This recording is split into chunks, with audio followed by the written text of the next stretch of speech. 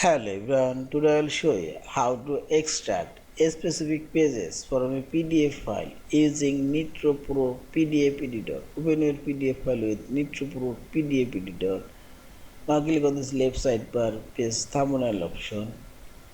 Now click on this page layout option, this menu bar, and here you will find this extract option. Click here and extract dialog box now open, and this page option, and select your specific pages you want to extract.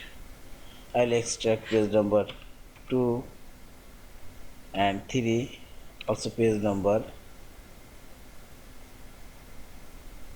5, and say this. Type here command node dot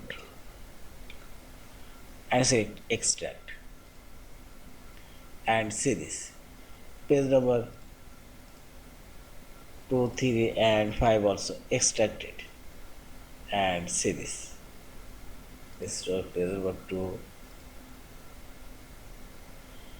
Now you can save as these extracted pages. Also you can print and export. Also you can delete and so on.